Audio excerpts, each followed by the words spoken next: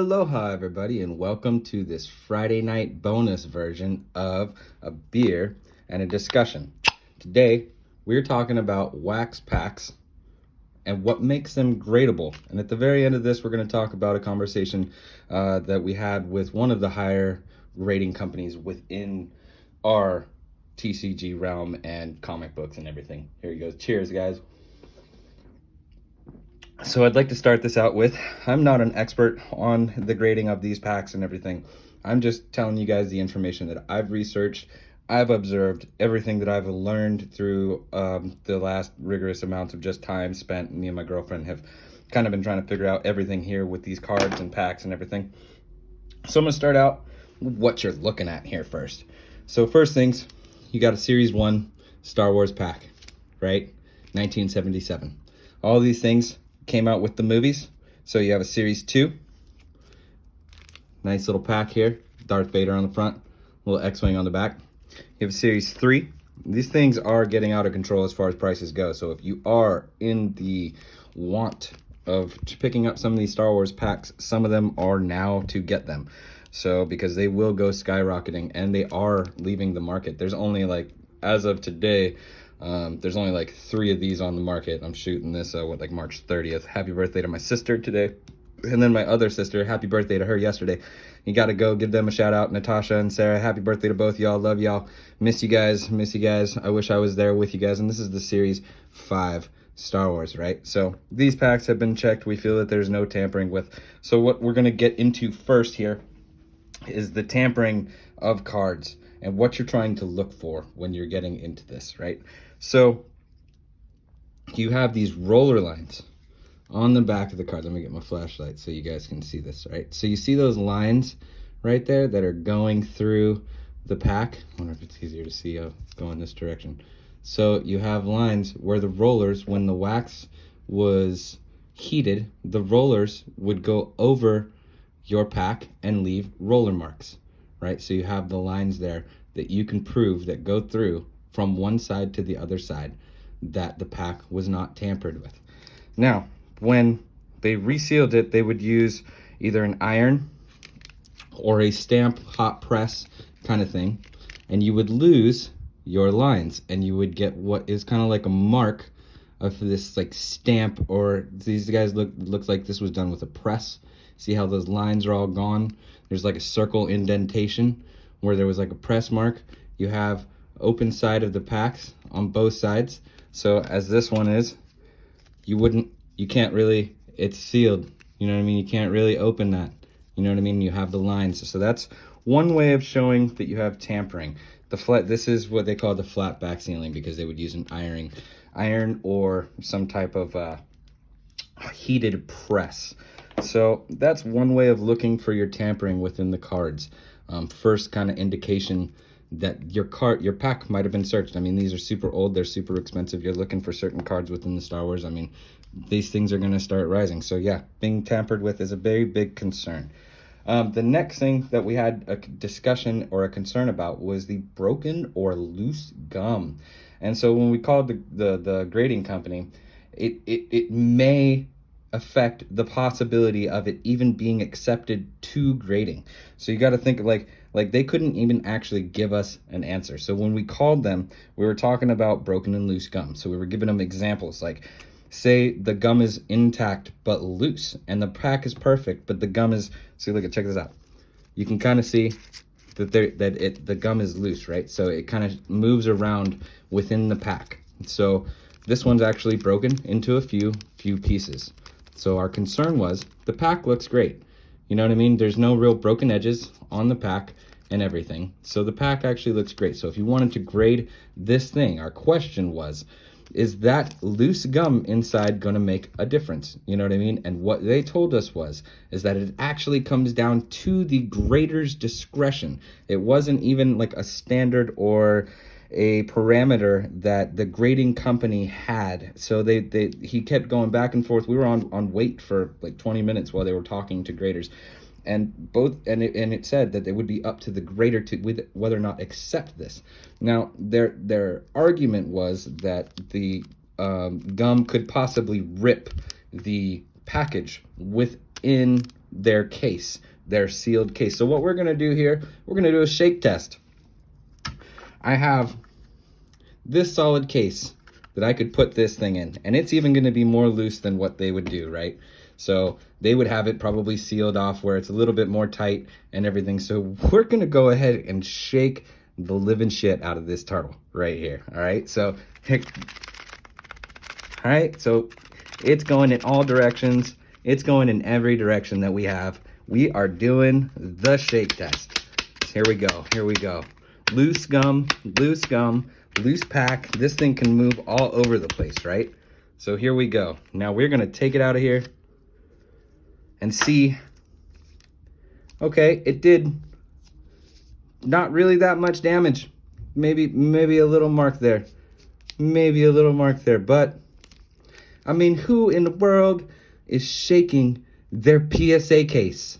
Now, if you're like up in here shaking your PSA 10, I'm not to say this would get 10.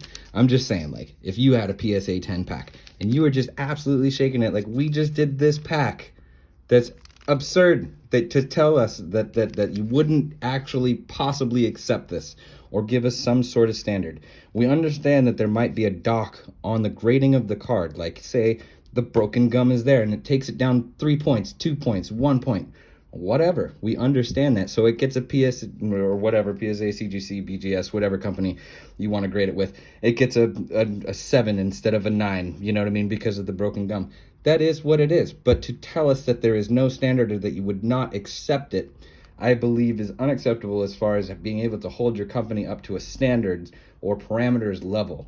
You know what I mean? You have to be professional in the fact that these things do happen over time, and we should have guidelines that our company should follow within these guidelines. So those are perspectives of mine. So I'm not an expert opinion, but again, observations that I have made throughout time kind of talking about this stuff. So, I mean, so we're going to open this. Actually, my plan was to open this. See how easy that is to open? Look at that. They were talking about resealing being used with glue, and I saw a couple packs which were really hard to open. See, you have the broken gum, so I knew the broken gum was in there, but I also knew that it wasn't a pre-sealed pack. This thing is pretty relatively easy to open. It seems like that's a little harder, but it's not like it's super ripping. If you had glue or something, it would be harder. You'd have to like rip the paper, is how I feel. Now, if I'm wrong, please let me know down below if some of this glue actually did rip when you were opening these packs. But as far as I've been able to notice when opening these packs, it should be relatively easy. So now we're gonna look at some Ninja Turtles just to open it up. You would have the little gum stain. So on the first card against the gum, you would have the gum stain. So that also is kind of an indicator that this pack hasn't been tampered with. Now, this card looks pretty great other than the gum. So, I mean, it probably hasn't been opened. Nice little Ninja Turtles, right? So then you have some Speeding Turtles. The Kitchen of Doom. Dude, these are classic. Oh, nice. Who's in the suits? And then Gearing Up. Awesome cards. So, I'm stoked to open those. I wanted to open that, but I also wanted to do the test, see how much it would actually rip the packaging. So let me know your guys' opinions down below. And I mean, my final thought is as a buyer, how do you have confidence when you're purchasing something, possibly wanting to grade something, and say it comes with a broken, like that pack was pretty perfect, minus the fact that it had the broken gum. So they said that they may or may not accept it for grading, possibly on that. Now we've done the shake test.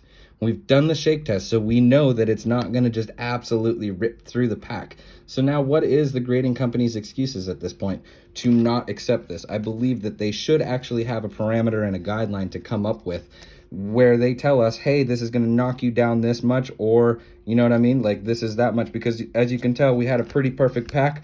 We checked roller lines, you know what I mean? So you had roller lines, understanding that it wasn't a tampered pack. It just had broken gum. So you're telling me I can't grade that pack because of a broken gum, possibly on the grader's response. And that, again, could be on the bias of the grader. Like, What if a grader doesn't care about wax packs and just passes it and is like, oh, the pack looks great. It's a 9. You know what I mean? And then somebody who actually is really vested in or interested in these wax packs is like, that's a broken piece of gum. It's a 3. So you're really leaving it up to the grader that there is there at that time. And I feel that that shouldn't be the way that it is. It should be up to standards that the grading company has set upon their graders to uphold. You know what I'm saying? So there should be an overall parameter.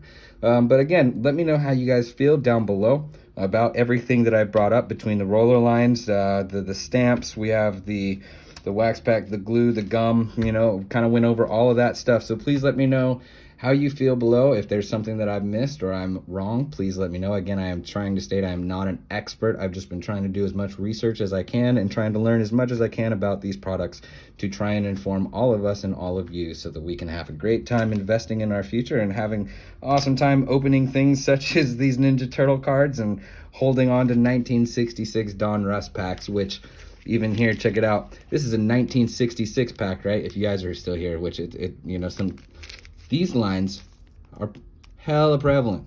Sorry, it's kind of hard to see sometimes in this light, you know what I mean? But this is also through a pack. But if you got, oh, there it is. See them? The lines are going through all the way through. It's hard to see, man, because the glare. But the lines are going all the way through.